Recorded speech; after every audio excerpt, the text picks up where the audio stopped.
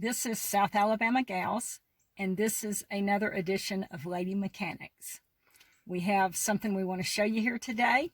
I'm in my truck. This is a 2008 Dodge Ram 1500, and our grab bars on either side of the truck broke, and so we were trying to figure out how to repair them and all that kind of stuff. Well, that was just way too much involved and took too much time, and we weren't sure that it would even work.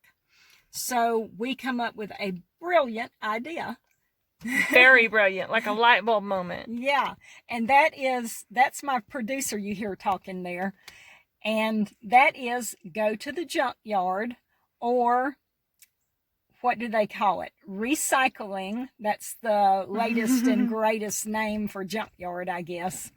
Go to the recycling place, and we go to Barry's You Pull It over in Tillman's Corner, Alabama. That's where we go. And just see if we could find a couple of grab bars on one of the wrecked vehicles and take them off. And so we went over there, and what do you know? We found some. So we found two in perfect condition. So we're going to show you how to put these back in place. We've already taken the old ones off. There's two clips right down here, and they're going to have to slide down in here. There's two little slots that they slide into. Okay. Right down over in here. Right down in there. There's two little slots. Okay. And then we've got some other little various clips. We've got one right here, and this slips in a little hole right here. All of this is right up here. The two clips go right here, and this little piece slips in right up here. Then we've got our two screws. We got two screws go in right here, and this is where they go, right up here and right here.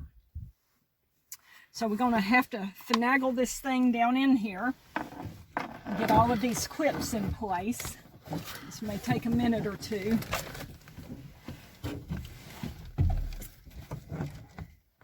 And then once we get everything clipped in place, we can put the screws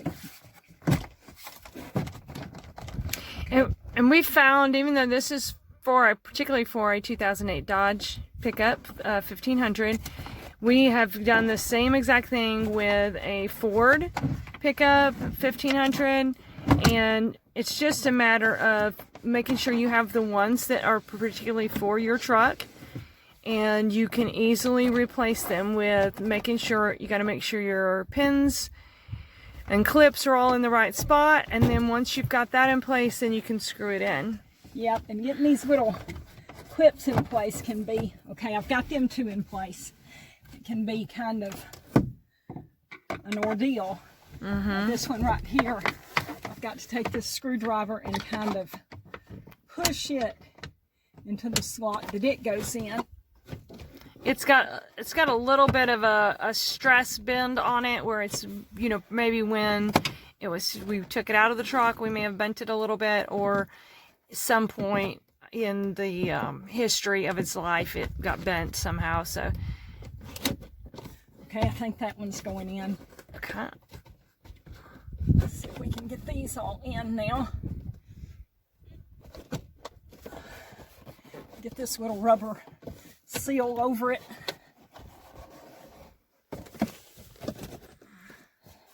I think we've got that in place. You can put these screws in. Okay.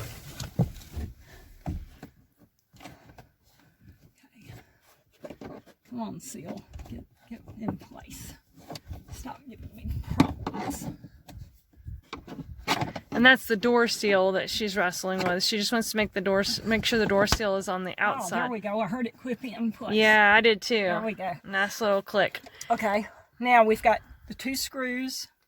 This is a number 10 millimeter. Let me look at those screws up a little bit closer.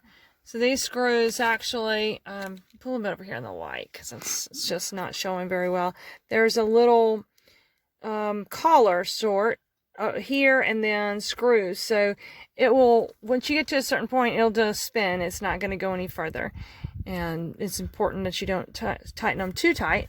Strip everything out. Strip everything out, yeah. And bust the plastic, and then you'll be right back in the same situation you were in with a busted grab bar. So these grab bars obviously aren't for really, okay, it's slipped into place, aren't for really, you know, weight bearing. They're more for when you're getting in and out, just steadying yourself, you know. Yeah. Because they're made out of plastic, so they're not going to hold very much weight. If you put too much weight on them, they're just going to break apart. Okay. All right, that feels tight there. Okay. Let's get our second screw. And you can use a socket. We did that playing with the other one.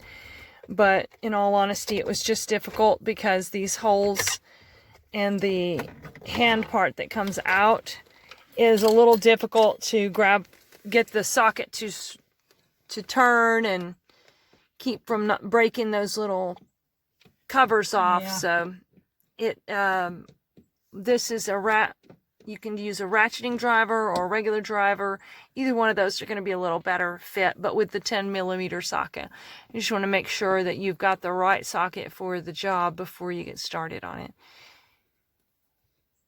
because it's pretty deep in that well. All right, that one's tightening up. Now let me just go back to this top one and see if it needs to be tightened anymore.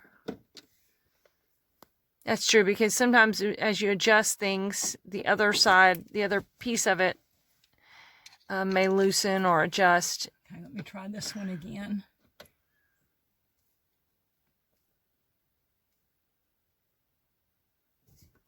All right.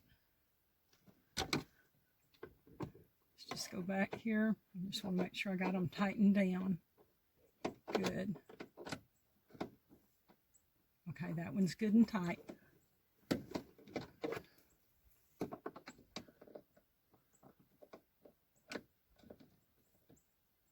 That one's good and tight.